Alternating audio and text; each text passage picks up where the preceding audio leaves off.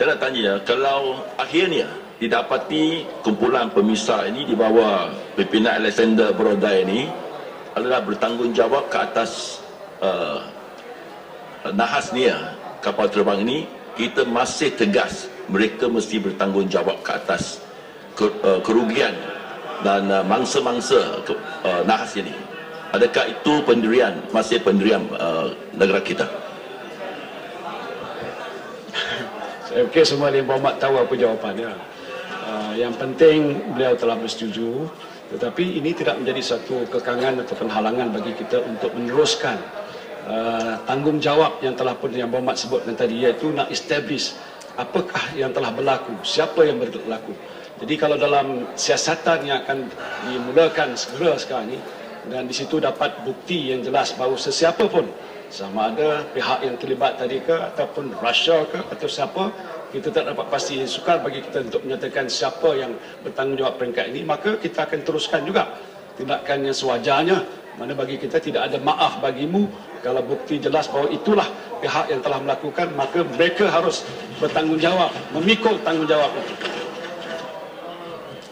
Tuan Ketua, saya mungkin akan respon pada satu dua perkara lain. Pada umumnya semua telah bersetuju tentang apa yang telah diusulkan oleh Perdana Menteri. Cuma ada beberapa isu yang telah pun dibangkit secara khusus oleh beberapa yang berhormat, yang bahkan minta supaya kedutaan kita ataupun Wisma Putra memanggil duta-duta. Dah dibuat pun. Dan hasil itulah maka perundingan telah dilakukan. Mereka telah beri penjelasan, dan bila mana menteri kita, menteri luar, MOT pergi ke negara yang berkenaan bertemu bukan saja dengan pegawai atau menteri berkenaan sampai ke presiden. Itu adalah maklum balas yang telah mereka kumpul, dapatkan supaya mempermudahkan urusan-urusan yang kita perlu dapatkan daripada negara-negara yang berkenaan. Ada perkara yang dicadangkan oleh pihak yang berhormat Lembah Pantai, iaitu tentang kenapa Malaysia tak subscribe kepada ICJ saja.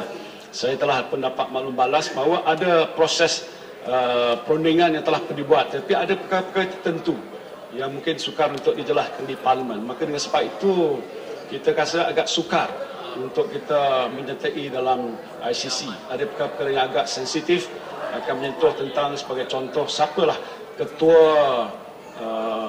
Chief of Command, Royal Command kita. Tidak lain ialah Duli Yang Maha Seri Paduka ini Tuan Agong kita. Jadi kalau ada hal-hal yang berkaitan dengan urusan-urusan seperti itu, maka kalaulah dia menyebabkan ke peringkat itu jadi satu perkara yang agak sukar. Ada perkara-perkara lain yang saya tak payah sebutkan. Sebab itu kita tidak dapat di peringkat ini orang kata subscribe kepada apa yang disebutkan oleh Yang Berhormat Lembah Pantai tadi. Ada yang membangkitkan tentang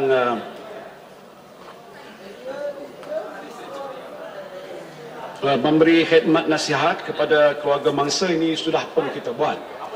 Pengalaman kita dalam menguruskan MS370 kita lanjutkan dalam proses sekarang ini. Saya sendiri telah turun ke bawah berjumpa dengan beberapa waris-waris yang terlibat, dan dimaklumkan bahawa JAKIM sebagai contoh telah pun menganjurkan beberapa aktiviti bersama keluarga mangsa. Bermula dari malam pertama keluarga mangsa ditempatkan di Hotel Marriott Putrajaya, JAKIM telah pun menghantar pegawai agama dan imam bertugas untuk memberikan pengisian rohani, majlis bacaan Yasin, tahlil dan sebagainya. Pendekatan tokoh agama dalam program ini juga akan diuruskan dalam masa yang terdekat ini atas cadangan yang berhormat daripada Keterih tadi. Ada yang bertanya daripada Pengerang, Muhammad Pengerang, tentang siapa yang bertanggungjawab untuk membayar pampasan pada mangsa. Isu pampasan di bawah rejim liability di bawah Montreal Convention dan Warsaw Convention ini adalah satu kontrak antara mas dan penumpang. Pampasan yang dituntut bagi pelanggaran obligasi undang-undang antarabangsa adalah isu yang berasingan, yang berkaitan dengan state responsibility, yakni tanggungjawab antarabangsa. Di mana dinyatakan dalam ucapan pembentangan Yang Amat Perdana Menteri, aspek pampasan adalah satu aspek yang akan diambil kira dalam proses kita menyelesaikan isu kita ini. Ada yang berhormat daripada pokok sena yang menyentuh apa cerita tentang MH370. Kita masih belum lupa lagi yang berhormat. Pasal bagi kami ini juga satu tragedi yang besar, pastinya kita perlu meneruskan inisiatif yang sudah pun kita mulakan, iaitu pencarian. Masih lagi dikepalai oleh pasukan daripada Australia, dibantu oleh pasukan kita dan beberapa buah negara yang lain yang sudah pun komit untuk membantu aset-aset mereka untuk mencari. Dan memang pun telah disebutkan oleh banyak pakar, ini akan mengambil masa. Yang penting ialah untuk membuat closure kepada cerita ini. Pasal dia akan mengaitkan tentang soal orang Islam, soal waris, soal faraid dan pelbagai-bagai lagi, soal jenazah dan juga yang bukan Islam juga ada kaitan-kaitan tertentu. Yang ini di peringkat Jemaah Menteri kita sedang meneliti perkara itu. Ada inisiatif yang sudah pun kita buat untuk berhubung dengan next of kin, waris-waris yang sedia ada, terutama daripada negara China, kerana mereka agak masih bersikap keras. Mereka sukar untuk menerima kenyataan bahawa kapal terbang itu sudah berakhirnya di situ, dan mungkin sebab itu sebahagian ataupun semua yang ada di pesawat itu sudah pun menghadapi naas. Jadi ini hal-hal yang perlu kita uruskan secara berhemah. Sebenarnya Menteri Pengangkutan waktu berlaku MS-13 berada di negeri China untuk nak menyelesaikan perkara itu, tetapi terpaksa pulang. Jadi mungkin selepas kita lihat perkara ini dapat diselesaikan di peringkat MS-17, hal yang berkaitan dengan MS-370 itu akan terus kita laksanakan, insyaAllah. Tuan Ketua, itulah beberapa perkara yang saya dapat ulas di sini, walaupun saya sedar ada perkara tertentu yang telah pun dibangkitkan. Tetapi bagaimana yang telah pun dinyatakan oleh Yang Berhormat, ketegasan kerajaan Malaysia dengan dukungan semua pihak pada hari ini suatu manifestasi bahawa kita bersatu hati dalam isu yang berkaitan dengan kepentingan nasional, yang berkaitan dengan rakyat keseluruhannya. Tanpa kita melihat siapakah kita dan daripada mana parti kita datang, kita bertekad satu saja bahawa isu ini adalah usaha bersama. Kita mesti bersatu hati dalam nak menyelesaikan isu yang menjadi perhatian rakyat pada hari ini.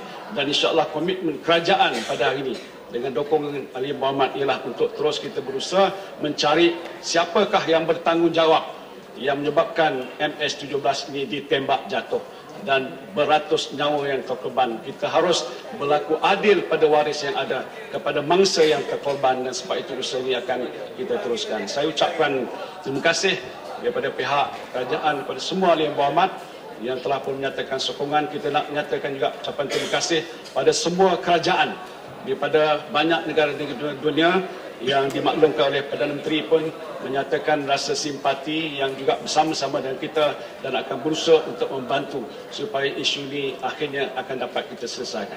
Terima kasih Tuan Ketua. Terima kasih Yang Berhormat. Yang Berhormat, sekarang saya kemukakan masalah kepada majlis bagi diputuskan.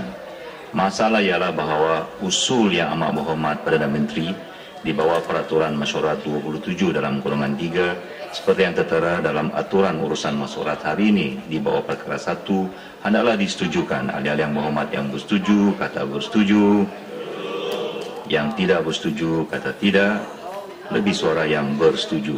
Usul disetujukan.